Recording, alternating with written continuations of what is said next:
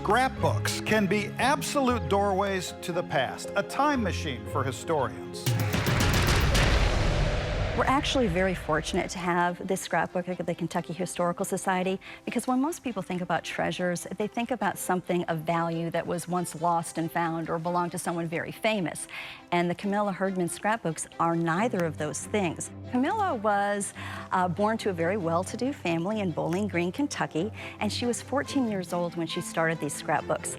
Now, she used to have a diary, but the opening page of her scrapbook said that her life wasn't exciting enough to continue with the diary, and that she decided she wanted to have a scrapbook instead to show what happened not only in her life but in the lives around her. And the things that she put in her scrapbook were actually everyday things. She would put a gum wrapper from a stick of gum that she shared with her friends at the movies.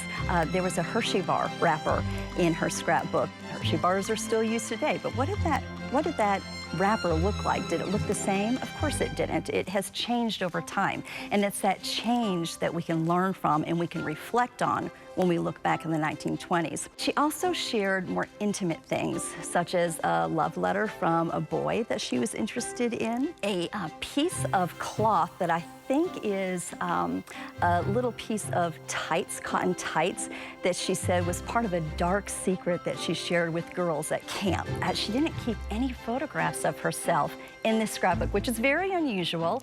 Today's teenagers plaster their photographs everywhere, but that wasn't as important to Camilla. However, towards the end of her volumes, there is a picture of her from the newspaper riding on horseback. So we know what Camilla looked like at the end of her journals. We have no idea what she looked like when she started her journals. She did keep a composite of her 8th grade class, and if you look at that composite, you might be able to pick out which girl was it, and we can't say for sure, but that's kind of the beauty of it, because it really could have been any of those girls who shared their stories with us 100 years ago. You absolutely can't get this kind of detail from a book from the 1920s because the author is going to put things in there that he wants you to know. Camilla's scrapbook, she probably never thought that anyone outside of her four walls would ever see that scrapbook, and yet here we are 100 years later and we have it. You can't get that type of detail because most people will reserve that information.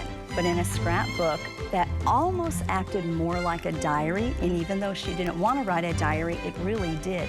They're very, very personal, and that's the type of detail you can't get anywhere else. To learn more, visit us online at history.ky.gov. From the Kentucky History Center and Museums in downtown Frankfort, I'm Doug High.